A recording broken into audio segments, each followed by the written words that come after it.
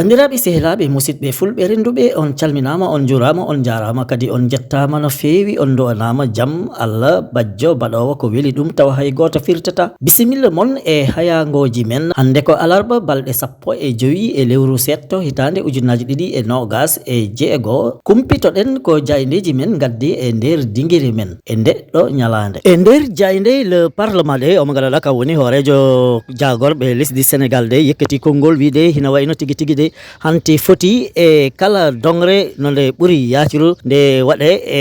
nder lesdi Sénégal ɗum noon cengeɗe kala ɗum foti heet noon tigui jayde le parlement windiri ɗum feuille de route stabilisée à court terme Sonko mais la gomme sur les pôles territoriaux hina wayno tigui de ɗum ko innirte pôle territoire de 5 kala ma ɗum waɗe e nder Sénégal de ha taki noon omo gaɗaɗa ka woni Ousmane Sonko de wi ko kala kaɓirɗe potɗe hen waɗe e si noon kala darde fonde hen waɗe ma ɗum yekkite ko ɓuuri yaw e ko ɓuuri neeb ɗum noon tigui jayno nde windiri ɗum le premier ministre a indiqué que le déploiement de l'ensemble des pôles territoriaux interviendra prochainement tout en soulignant la nécessité de disposer au préalable d'outils opérationnels à court terme et moyen terme hina wayno de tigui noon jayno nde addiri ɗum hande ɗerewol mum adunol kam on Ousmane Sonko de wi kaɓirɗe ɗe maɗe pottitine e si noon yimɓeɓe maɓe pottitine e si dadiɓe maɓe pottitine e si tigui ko yowti ko hen foof ma ɗum fottitine ha taki ɗen ɗon dongle jasɗe de ɗe mbawa darne e nder Sénégal no hannirta ni e wiide jayde le parlement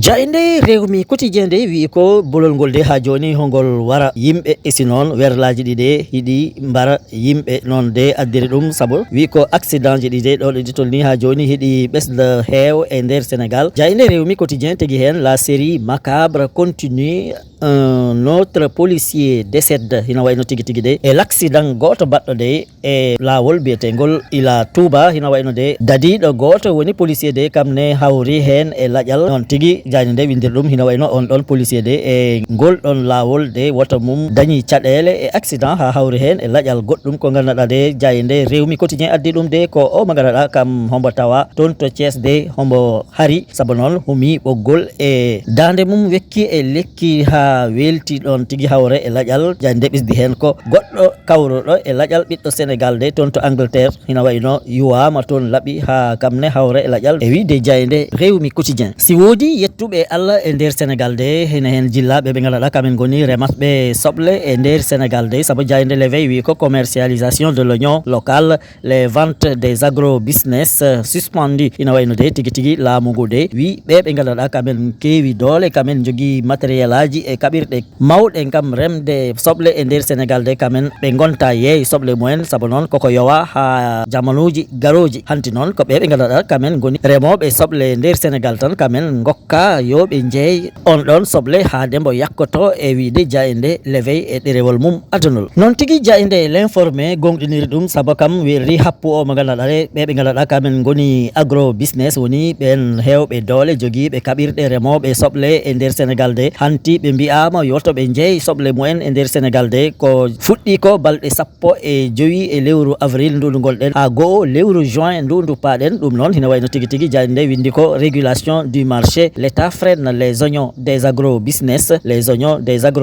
interdits sur le marché du 15 avril au 1er juin hina wayno de e nder jehre Sénégal kala de on ɗon soble mbo agro-business en ndemata de hanti mbo wonta yeeye si wona ɓe ganduɗa kamen goni remoɓe Sénégal ɓe kantin yeyde soble mumen ɗum noon wadde ɗum addi belamma mawɗo e famamuya mawɗo e nder ɓen ɗon remoɓe e si noon fayi e laamu Sénégal e wiide jayde l'informé ko fayi e jangde e jangguinde nde hina wayno jayde le point info wi ko crise scolaire le gouvernement et le G7 s'accordent sur les points clés hina wayno de laamu ngu e ɓe ganduɗa kamen goni jangguinoɓe wonɓe e nder Sénégal de waɗi koɓe nanidiri e toɓɓe kewɗe ɗe ganduɗa de heɗe mantani e si noon heɗe mbaɗi fayida ha taki hanti de kadi ɗum ko wonɗo grève woni sukaɓe ɓe ganduɗa de ɓe jangguinaka dagui jangguinoɓe ɓe holluɓe keeci duɗe ɗe ina wayno ɗum kam hanti joni han ɗum darto wayno ko ɓoyata hanti jangguinoɓe ɓe dupto e duɗe mumen hanti noon ɓe jangguina sukaɓe e nder Sénégal e wiide le point info e nder jayde le critique de ina wayno ɗum ko jayde Rewmi Quotidien windi de kam kono goɗɗum yiiri ɗum saabu wiide ko tolnoto e waktuji nogas e go'o laamu hombo joɗodi e jangguinoɓe de takani ɓe nanadiri no fewi saabu jayde nde windi ko rencontre entre gouvernement et G7 plus de 21 heures de négociation sans accord ina wayno jayde nde tegi hen haysi tawi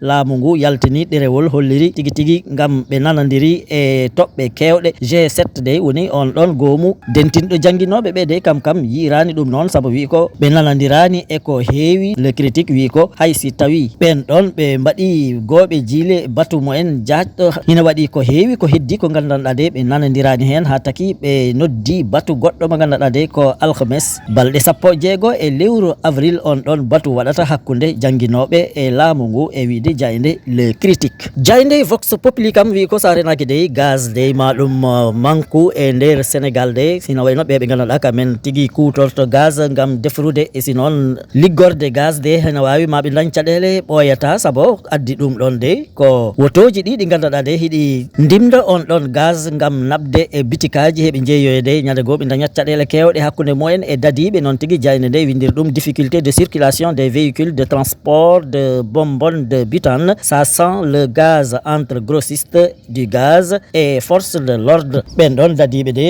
ina wayno ñande goo tigui ɓe dañ dat caɗele e ɓe gandanɗa kamen goni jomin ɗin ɗon werlaji naɓoji butilaji gaz e bitikaji ɗum noon jayde nde tigui hen lors des contrôles routiers récurrents les forces de l'ordre leur exigent la présentation d'un agrément pour le transport d'hydrocarbures qu'ils disent en porte-à-faux avec la réalité de leur activité ina wayno de kamen ɓen ɗon dadiɓe de siko tawi ɓe jaggi werla goto naɓowo ɗin ɗon butilaji gaz de ɓe lamdoto ɗumen ɗerewol kolliratgol heɓe poti rimdu gaz ɗum noon ɓe liggotoɓe e on ɗon gaz de ɓe mbi ɗum wona lawol ha taki de heɓe mettina ɗin ɗon wotoji mumen darneteɗi ko ɓooyi tawa noon heɗi jagga saabu eɓe poti yoɓ walla heɓe poti weɗu kalisaji ɗum noon jayde nde wi koko foti ƴewtinde e wiide vox populi jayde la libération de arti e alhaali gora débat en débati gorkati en de saabu wi ko enquête tentaculaire de la brigade de recherche de Keur Massar la nouvelle offensive des gendarmes ina wayno dadiɓe Keur Massar de titi ɓe gimmima ha woodi woɗɓe nangaɓe ɓe ganduɗa de kamen tigui kollira e ɗerewol libération adanol jayde nde windi ko le deuxième adjoint au maire de Ouakam chargé des arts et culture leader du mouvement dénommé Ouakam